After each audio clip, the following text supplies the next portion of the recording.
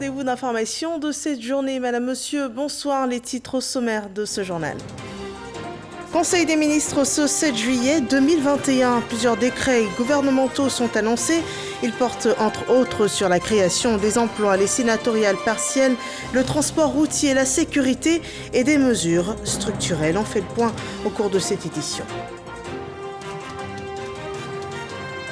Le soutien de la Banque africaine de développement à la mise en œuvre du programme national de développement sur la période 2021-2025. Le sujet était à l'ordre d'échange entre le chef du gouvernement, Hachi Patrick, et le président de la BAD.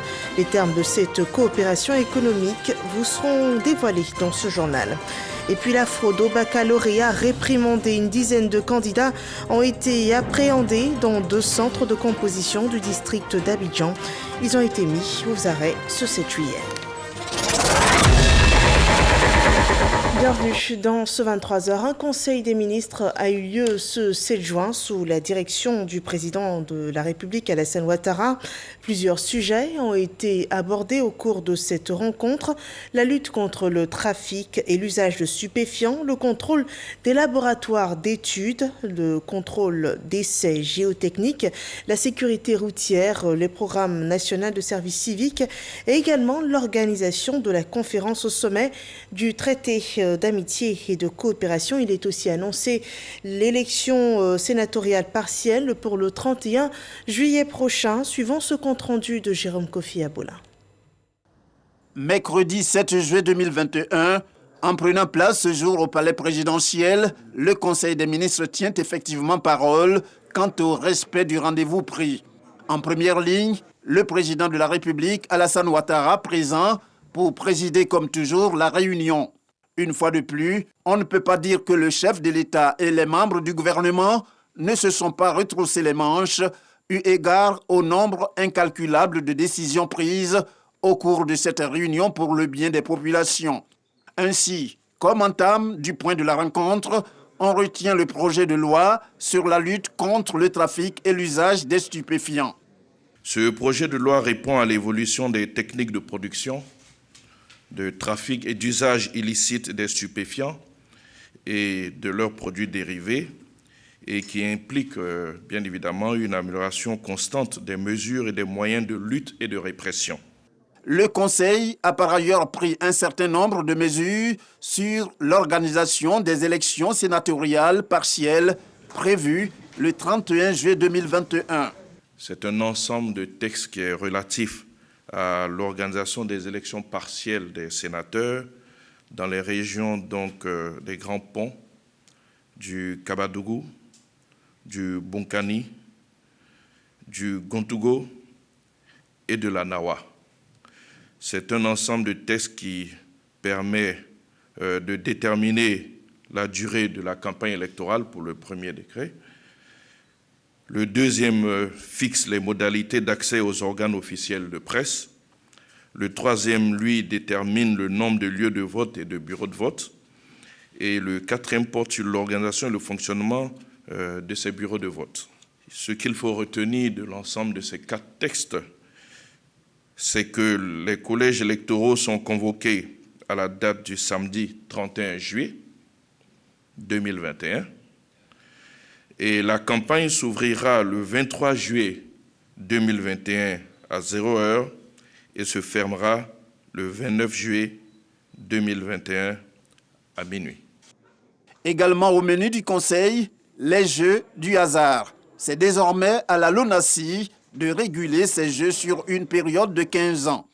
Le Conseil a adopté un décret portant sur l'approbation de la Convention de concession d'exploitation des jeux de hasard entre l'État de Côte d'Ivoire et la Loterie nationale pour une durée de 15 ans. C'est un décret qui permet en fait à la LONASI de prendre en compte les nouveaux jeux de hasard, notamment les jeux en ligne, et qui permet enfin à la LONASI de pouvoir délivrer des licences, des agréments aux différents opérateurs.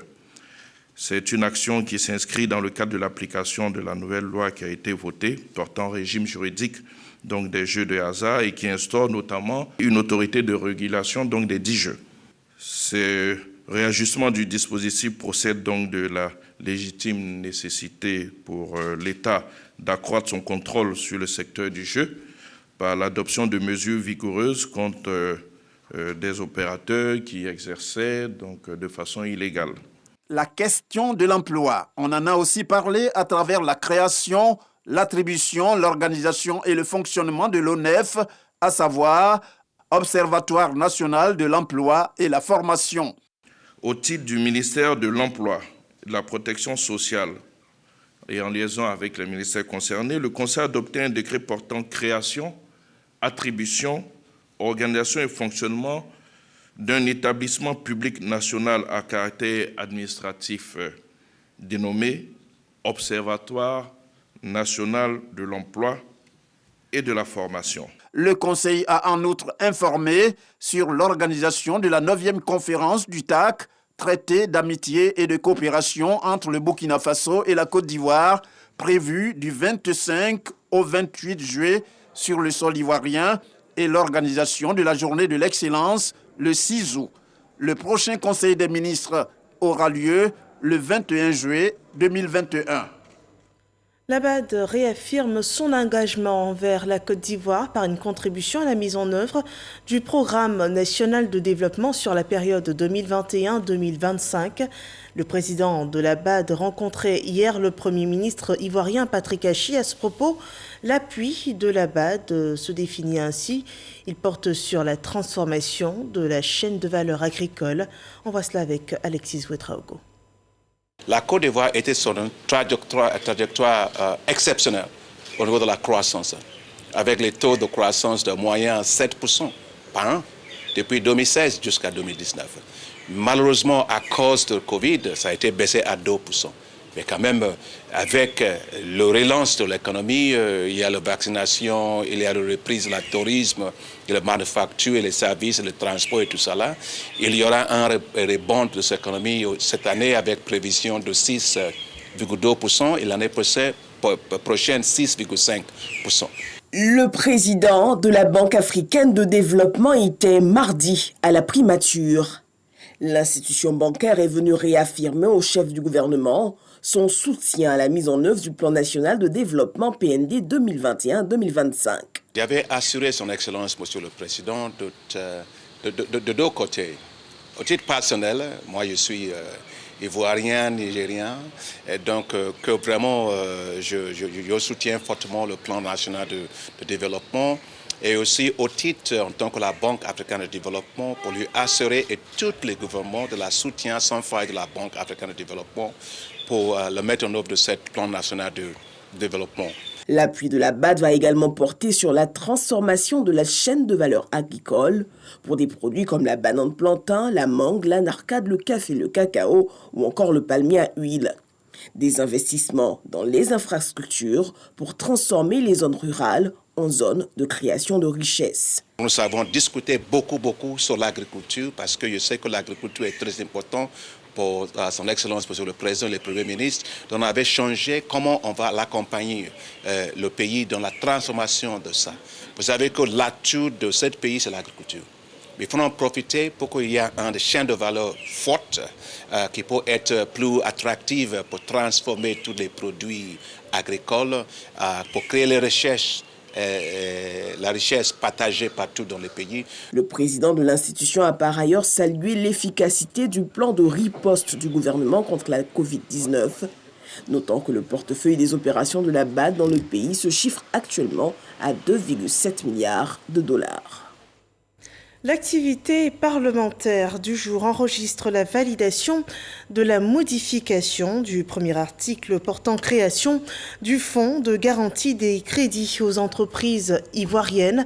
Le projet de loi a été présenté par le ministre de la Promotion des petites et moyennes entreprises. Suivons ces précisions données par Dangui Dangui.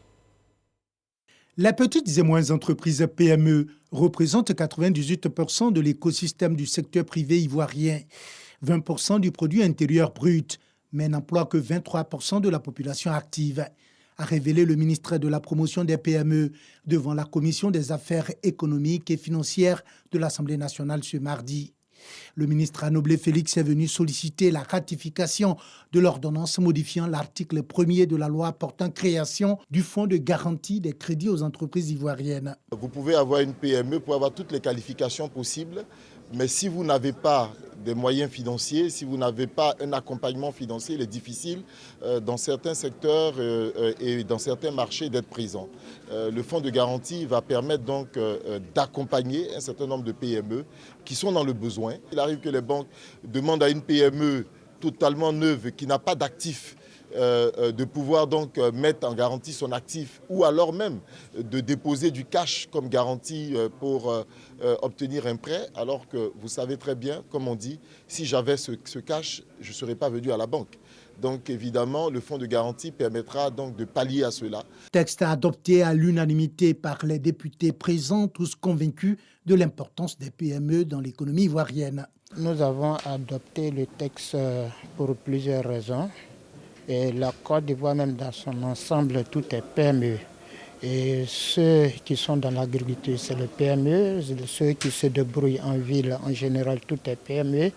Le développement de la Côte d'Ivoire même doit être basé sur le PME. Nous sommes très heureux aujourd'hui de voir que l'État met en place un fonds de garantie pour accompagner ces différentes entreprises, qui est même le fait de relance de notre économie ivoirienne. Ce qu'a proposé le gouvernement aujourd'hui. Créé en 1968 sous forme d'entreprise publique nationale, le fonds de garantie des crédits aux entreprises ivoiriennes est resté en berne pendant des années et rebondit aujourd'hui avec une gouvernance alignée sur les standards internationaux afin de créer les conditions de l'éclosion des champions nationaux.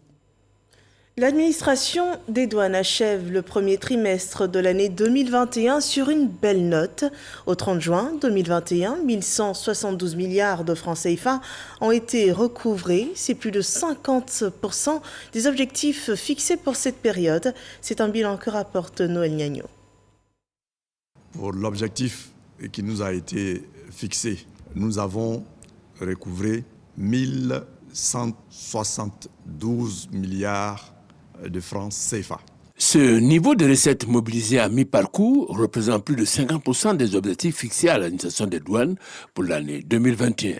À l'origine de cette performance, la sensibilisation et un encadrement conséquent, a indiqué le général Alphonse Pierre Da. Il ne faut pas se laisser distraire parce que les performances sont bonnes. Bien au contraire, il faut redoubler de vigilance parce que l'objectif à atteindre doit absolument être atteint. En plus de cette invite, le général rappelle aux soldats de l'économie les précautions à prendre au regard de la menace terroriste. Lorsque vous êtes rigoureux, lorsque vous faites attention aux personnes qui viennent vous rencontrer, aux personnes qui viennent échanger avec vous, qui se présentent à vous comme étant des usagers clients, lorsque vous avez avec eux un commerce de rigueur et d'échange, et vous prenez toutes les dispositions pour vous mettre à l'abri des surprises. L'administration des douanes, rappelons-le, a des missions fiscales, économiques et des facilitations des échanges. Voilà qui explique le message du général Alphonse Pierre Da. Chaque jour que Dieu fera, il faut que l'agent de douane sache qu'il a des obligations vis-à-vis de l'État parce que les attentes de l'État sont très fortes. C'est parce que les attentes sont fortes que l'État nous paye pour collecter des deniers publics. Et quand on vous paye pour collecter des deniers publics, vous devez le faire de la meilleure des façons possibles. Pour information, l'administration des douanes a recouvré pour l'exercice 2020 plus de 1990 milliards de francs CFA. Pour l'exercice 2021, il est demandé à cette administration de mobiliser plus de 2093 milliards de francs CFA pour le bon fonctionnement de l'État. Demain, 8 juillet 2021, sera une journée du souvenir en Côte d'Ivoire. Il sera commémoré le premier anniversaire du décès de Feu Amadou Gon Coulibaly. Un anniversaire marqué par des panels et des expositions photos prévues pour rendre hommage à l'illustre disparu. On en parle avec Alexis Ouedraogo. Le balafon pour accueillir les visiteurs de l'exposition photographique du fils du Poro, l'ex-premier ministre Amadou Gon Coulibaly. S'écrit le long de ces instants de vie figés sur le papier glacé, l'histoire d'une vie de mission, une vie au service de l'État. Nous avons entamé une série d'activités qui commence avec cette exposition photo et qui permet au public, aux militants, aux Ivoiriens donc de revivre l'histoire d'Amadou Gon Coulibaly à travers sa carrière professionnelle, sa carrière politique, sa vie familiale, ses liens avec le président. Donc c'est une manière pour nous de revisiter la vie de l'homme Amadou Gon Coulibaly. Un véritable homme d'État qui avait une vision claire pour notre nation. Malheureusement, c'est avec beaucoup de peine que nous voyons toutes ces images, avec beaucoup de tristesse. Toutes nos prières, c'est que son âme repose en paix. Non loin, dans la salle attenante, un panel raconte l'homme, vie professionnelle, vie politique. Les choix politiques d'AGC tirent leur source de sa grande admiration pour Alassane Ouattara, avec qui il a partagé la même ambition pour la Côte d'Ivoire. On peut ne pas être du même parti politique. On peut être différent du point de vue idéologique. Mais l'homme politique comme Amadou, j'ai compris qu'il savait être flexible. Il avait de la flexibilité. Et il était fort dans l'écoute. Une grande capacité d'écoute. J'ai mal, au moment où je parle, d'avoir été aux côtés d'un homme méconnu. Parce qu'Amadou Gon était un homme de grande valeur. On a appris avec Amadou Gon la valeur de l'engagement. Moi, j'ai beaucoup appris d'Amadou Gon. Et aujourd'hui, que ce soit dans notre quotidien, dans notre gestion politique, ce que Amadou Gon a sémé, loyauté, engagement, fidélité, mais il a surtout sémé en nous, Alassane Ouattara. Le RHDP l'avait désigné candidat pour la présidentielle de 2020 et en temps marqué d'une pierre blanche, c'est 1 an d'anniversaire de sa disparition. Voilà Amadou Gon Coulibaly, un homme de vision qui restera gravé dans les mémoires de la Côte d'Ivoire. Le commandant supérieur de la gendarmerie est en tournée de sensibilisation dans le département de Fakoby après le meurtre d'une jeune fille qui a occasionné des troubles et une fracture du tissu social. Depuis le 28 juin dernier, le général Apalo Touré se fait prêcheur de paix dans cette localité de la Côte d'Ivoire. Nous en parlons avec Eve Boué. Depuis le lundi 28 juin dernier, la cohésion sociale est perturbée dans le département de Fakoby. Les faits. Dans la localité de Tieni-Siabli, le corps d'une jeune autochtone nommée Guéina Dacharlen, élève en classe de 3e, âgée de 16 ans, a été retrouvé chez son petit ami dans des circonstances non encore élucidées. Le petit ami en question, un boutiquier ressortissant d'une communauté de la CEDEAO, est introuvable.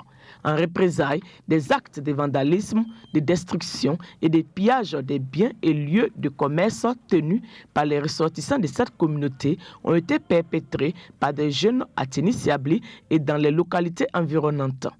Suite à cela, le général de corps d'armée, Alexandre Apalo Touré, commandant supérieur de la gendarmerie nationale, a entrepris une tournée de sensibilisation des populations. Dans la salle des foyers des jeunes de Fakoby, il s'est adressé aux populations. Il a exprimé la compassion du gouvernement. Tout en condamnant le meurtre de la jeune fille, il a exhorté les jeunes au calme et à éviter tout acte de nature à mettre en péril la cohésion sociale. Nous avons perdu une sœur, mais derrière cette douleur qui nous étreint, cette forte douleur, nous devons avoir un peu de recul et puis être raisonnable. Est-ce que c'est bon de violenter, de détruire les biens des différentes communautés étrangères qui vivent dans notre région ici, parce que quelqu'un qui vivait maritalement avec notre sœur, on ne sait pour quelle raison, on a trouvé notre sœur morte. Et lui, il s'est enfui. Est-ce que pour ce qui s'est passé entre les deux, nous, les populations innocentes, les autres populations qui vivaient en harmonie avec nous, Est-ce que nous devons aller les agresser, piller leurs biens? Les élus de la région, les jeunes, la chefferie, les guides religieux ont aussi à leur tour condamné ces événements malheureux et lancé des appels à l'apaisement. C'est vrai, il y a eu des incidents, ou bien il y a eu un assassinat de notre sœur qui nous a fait mal, mais puisqu'on est dans un état de droit et que la justice est saisie de ça, je lance un appel à toute la jeunesse du département de Fakobli de faire bas à terre pour que la justice règle cette affaire-là pour le bonheur de notre département. Après cette séance de sensibilisation, la délégation du général Alexandre Apaleu Touré s'est rendue à Ténis-Yabli au domicile de la famille éplorée. Le patron de la maréchaussée a présenté les condoléances du gouvernement et offert une enveloppe pour l'organisation des obsèques. À noter que depuis le déclenchement des événements, le corps préfectoral, les élus, la chefferie, les forces de défense et de sécurité ont mené des actions sur le terrain pour le retour à la normale. Près d'une vingtaine d'arrestations, l'enquête suit toujours son cours. Plus de 15 000 réfugiés ivoiriens au Libéria aspirent à retourner en Côte d'Ivoire. C'est une volonté perçue au cours d'une visite exploratoire menée dans ce pays. Et pour concrétiser ces intentions, une délégation de réfugiés ivoiriens a séjourné les 3 et 4 juillet dernier dans notre pays. Objectif de la mission, constater de visu la situation dans le pays et rendre compte aux compatriotes restés au Libéria. Hervé Blé et Didier Nguessin. Des réfugiés ivoiriens au Libéria sont en mission exploratoire en Côte d'Ivoire. Ils viennent s'imprégner de la situation socio-économique et sécuritaire du pays en vue de faire un retour à l'ensemble des réfugiés encore au Libéria afin de les aider dans leur engagement à retrouver la mère patrie. Plus de 15 000 réfugiés ivoiriens ont l'intention de retourner au pays d'ici à la fin de l'année. À Blolequin, la délégation venue du Libéria échange avec les autorités préfectorales sur les opportunités d'intégration socio-professionnelle. Vous ne pouvez pas rester de l'autre côté et puis nous demander de régler vos problèmes. Il faut venir.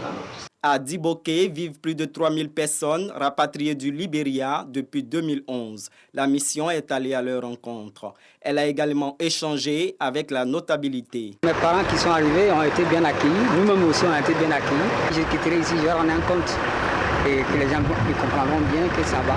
J'ai trouvé ma ville, il y a des immeubles qui poussent des terres. Tout ça là, c'est ça qu'on veut, le développement. Ce que nous faisons déjà avec le gouvernement du Libéria et de la Côte d'Ivoire, c'est de passer des informations sur les programmes que nous mettons déjà en œuvre, notamment dans le domaine des activités génératives de revenus, l'appui à l'éducation, à la santé, mais aussi l'appui aux personnes vulnérables. La mission exploratoire conduite par la Direction d'aide et d'assistance aux réfugiés et apatrides d'ARA et le HCR a visité Tabou, Danané, Toulepleu et Blolequin.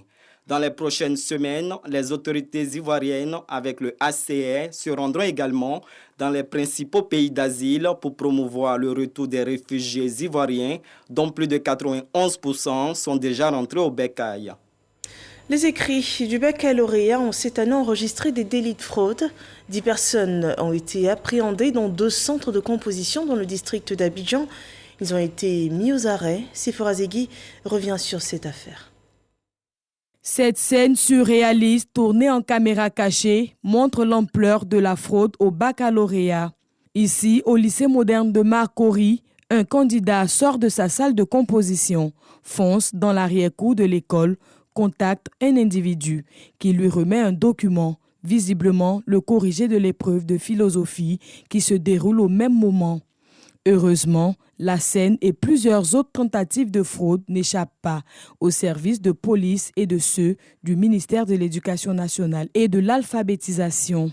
Pour la seule journée du 2e jour de composition, ce sont une dizaine d'individus, dont des candidats, qui sont mis aux arrêts dans le district d'Abidjan. Je suis allé prendre un brouillon sur lequel il y avait un sujet de philosophie, avec l'introduction et la conclusion.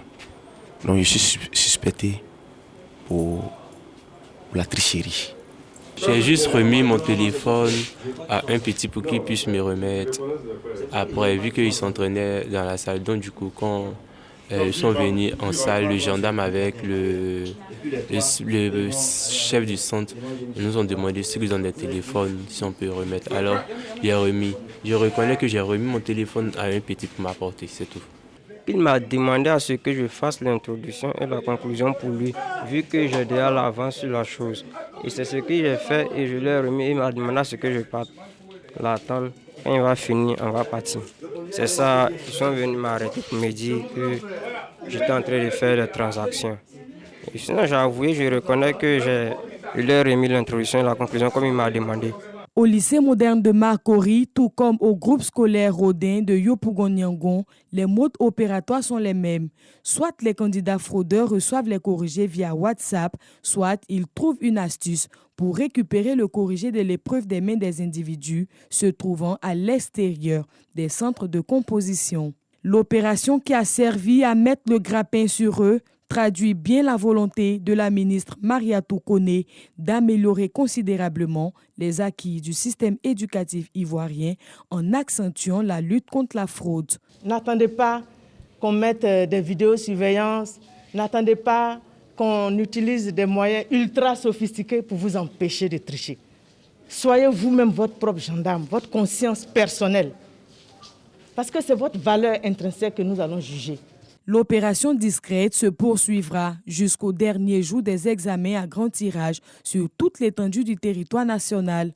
En attendant, les candidats fraudeurs et leurs complices vont répondre de leurs actes devant les juridictions compétentes. Les chiffres à présent de la Covid-19 à cette date.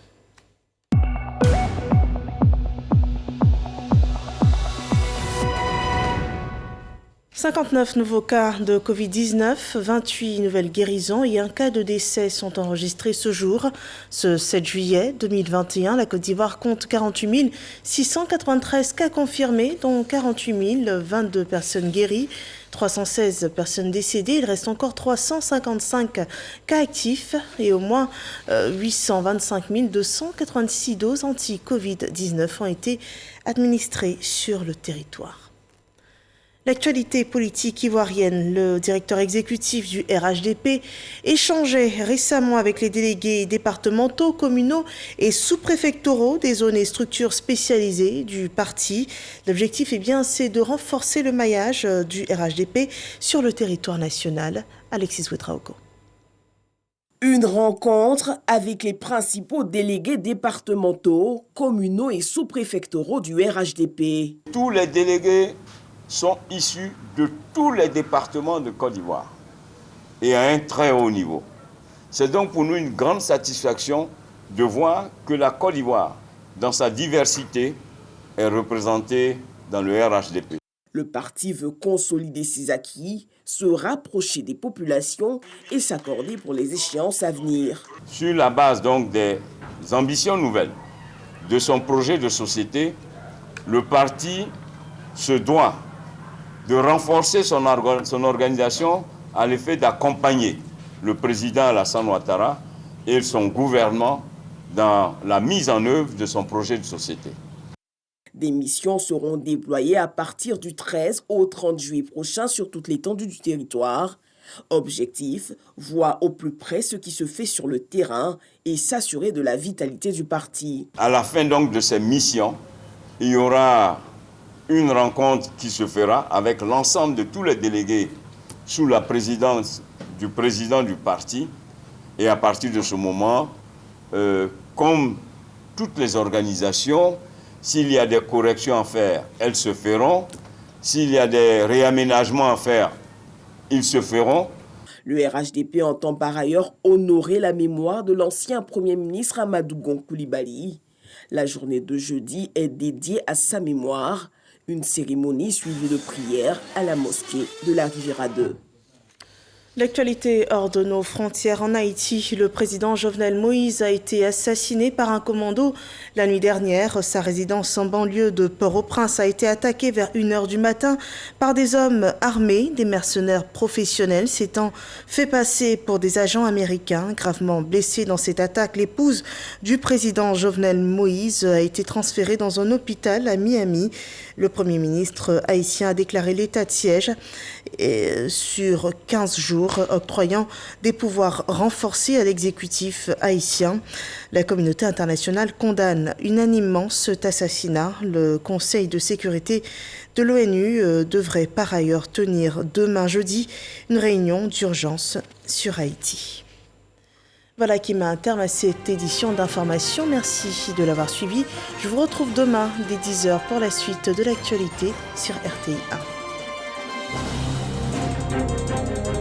1.